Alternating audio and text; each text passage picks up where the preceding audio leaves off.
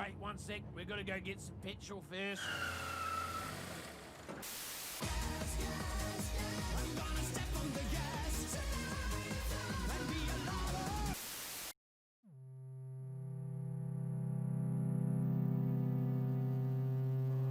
Hello everyone, and welcome to the Petrol podcast, sponsored by EcoOps, where we'll be talking about the world of gasoline, oil, and petroleum products, and how these products affect our daily lives.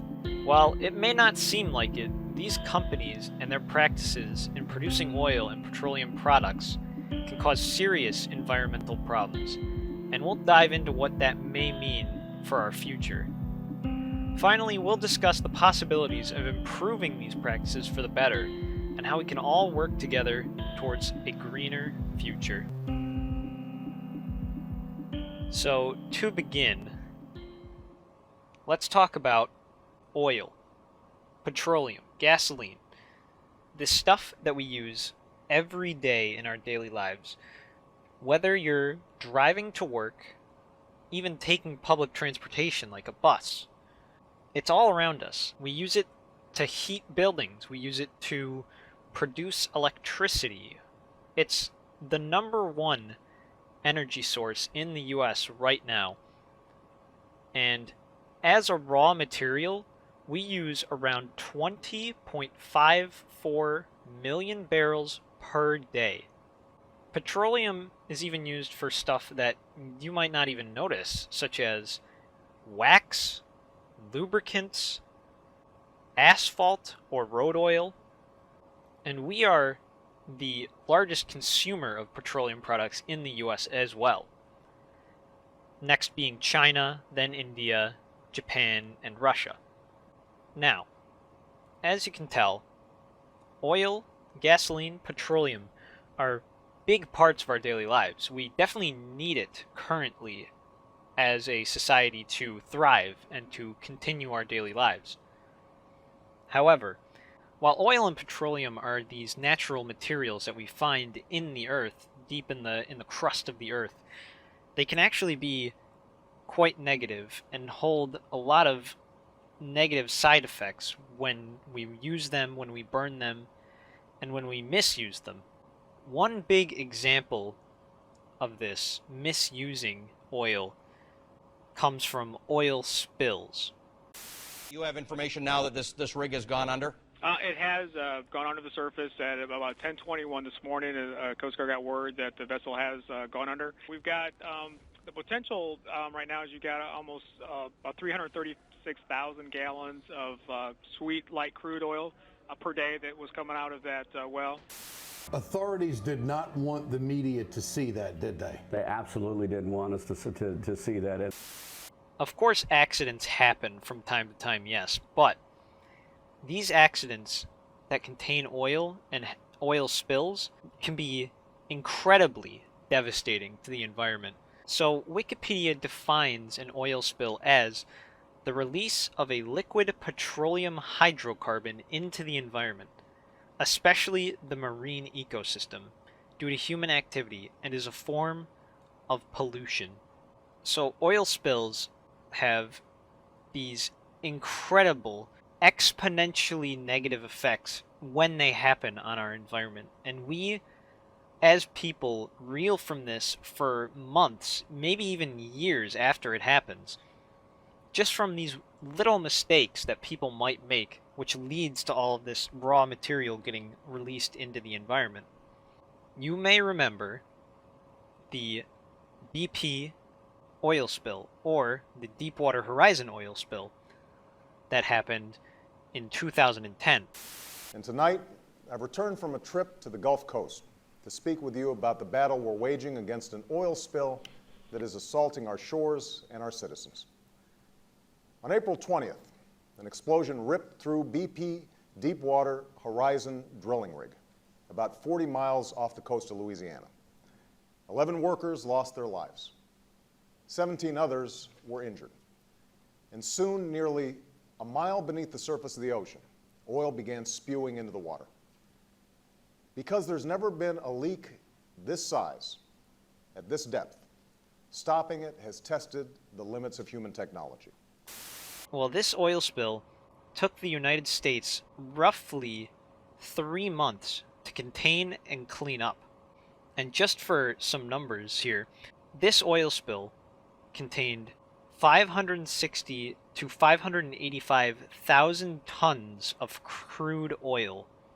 Thousands upon thousands of barrels were released into the ocean, and the effects of this oil spill not only affected us during that time in which our environment was truly on the brink of emergency, of complete meltdown, but we feel from that for a long time, almost to this day. And while this is just one example of an oil spill happening, it is not even the largest oil spill that has ever happened. In fact, there have been larger spills in the Persian Gulf, in Kern County, California, in Kuwait. There have been oil spills all over the world. And also, with these larger oil spills that get lots of coverage, there are some oil spills that go unnoticed by the public. In fact, there have been, to this date of recording, 9 oil spills in just this year. We have one here in Santa Maria, California, in North Dakota. Another one in Santa Maria, California, in Oakland Creek. Those are all places in the United States. And then there was one in New Zealand, in Russia, in Canada, in Venezuela. This is not only a US problem, but a worldwide problem. And even with these smaller oil spills going unnoticed, the media has started to stray away from even seeing these larger stories.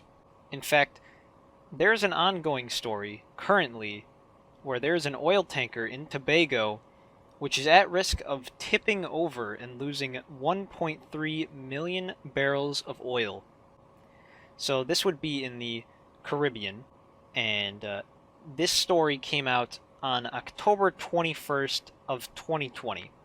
And so this large oil tanker sitting here in Trinidad and Tobago is sinking with 1.3 million barrels of oil on board due to a breach in their hull. If the oil were to spill, it is estimated that the spill would be 5 times worse than the Exxon Valdez oil spill in Alaska, which happened in 1989. So this oil tanker was actually starting to take on water for about 3 months before the situation was addressed. However, now the oil tanker is getting its oil transferred off of it. They're taking it out of commission, and they believe that this oil tanker will not be a serious risk by the end of December. Of course, we'll have to see where this story goes because it's still in development, but as of right now, it's looking like the oil tanker is being brought in to avoid the hurricane season on the Atlantic. So of course, oil spills happening due to these accidents and this negligence in some cases is horrible for the environment. It's something that we as humans don't really see. However, you may remember in the Gulf of Mexico, when the BP oil spill happened, there were news stories of people going and volunteering their time and saving animals who were in the Gulf, whether that be ducks, turtles, sea life, wildlife. They had to go and take care of it.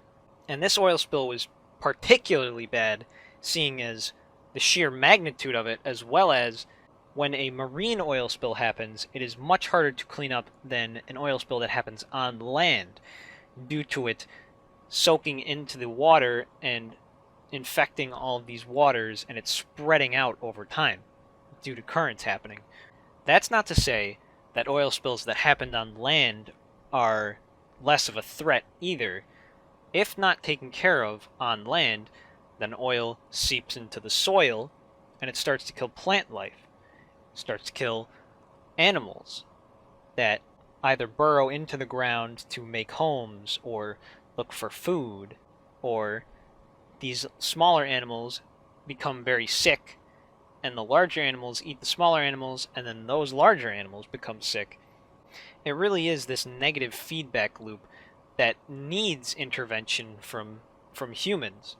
Of course, humans cause these problems. It should be their responsibility to clean it up. But it's something that we should, as people, learn to remedy. Learn to not make these mistakes. Make oil drilling safer. Have all of these oil rigs that are on the water have safety precautions and measures in which this oil can be saved and put somewhere safely, rather than risking an explosion or a leak or a spill of any kind. Now, another form of looking for petroleum or oil is with something called hydraulic fracturing, which is better known as fracking. Now, this is something that companies do in order to look for natural gas, petroleum, and other things that are found deep underground. Now, usually, when looking for petroleum and oil, these big oil companies and oil rigs, they'll simply drill down into the soil until they get deep enough to hit these deposits. However, sometimes these deposits are found underground but cannot be accessed through the use of drilling due to things like bedrock formations. So, what is done is they take a well bore and create cracks in this rock through super pressurized amounts of water and hydraulic pressure. Then, once the rocks crack and they can get inside, they take the natural gas, they take the petroleum, and they're on their way. The trouble with this is that there is side effects of hydraulic fracturing. First off, when you frack and you pump water deep into the earth and get this natural gas and get this petroleum out, the water that you pump into the ground and mix with these chemicals and natural gas and petroleum becomes infected, it becomes polluted. Now this water can soak into the soil and start to pollute other sources of groundwater and surface water. There are many communities in which fracking companies will come and do their fracking, and then people on the premises who live there can no longer drink their drinking water due to the pipes there becoming infected with all this runoff water. And of course, fracking causes a lot of noise pollution. It's very noisy. It causes air pollution due to them needing power to get this hydraulic pressure going. And in some very rare cases, but this does happen, fracking can cause minor earthquakes due to the pressure and seismic activity that all this fracking brings. Now, how can fracking be deterred? What can we replace fracking with? If we can't drill to get these, natural gases and petroleums, how do we get them otherwise and get into these bedrock formations? Now, of course, fracking could be done with different chemicals or different fluids. Right now, fracking fluid is made with water and sand as well as a few other chemicals. What can we replace this with? Since these fracking waters can cause acid and chemicals to get into drinking water. Well, as technology advances, fracking could become a thing of the past if a new form of fracking is found. Fracking right now isn't highly monitored by the government, and what could be done is, of course, we could develop a chemical reduction program or create a chemical scoring system in which water can be monitored in the area and then given to the government and be shown to these companies and say, hey, we need you to either stop fracking or find cleaner alternatives. Some have pointed towards using diesel oil in fracking. Of course, fracking with oil gets petroleum. Petroleum is turned into petroleum products. Petroleum products are used to find more oil and gasoline. So the cycle repeats itself. However, removing diesel oil from fracking not only saves around 7 million gallons of oil per year, but by doing so, the chemicals that come from oil, such as benzene, are no longer found in fracking fluid, making it safer, making it cleaner. This is something we could look towards in the future, either making fracking greener and safer, or finding better alternatives along the way. Now, the last point I wanted to talk about here was all of these practices, fracking, oil drilling, oil spills, all of these environmental effects that these things have. These things, as I mentioned earlier, aren't really brought into the public eye very much, and these safer alternatives aren't really fought for in the public eye. I went around and asked a couple of my friends what they thought about the oil companies, petroleum companies, fracking, oil spills. Just a few random questions about how they feel about this industry. I also told them not to do any research on the subject, just to see how much they knew. And for most of my friends, I got practically the same answers. They didn't really know anything about oil industry, or petroleum companies, or oil spills, or fracking, or these environmental effects that they have. They didn't really know anything about it. They just felt negatively about the entire practice, and other than that comment, they had nothing else to say.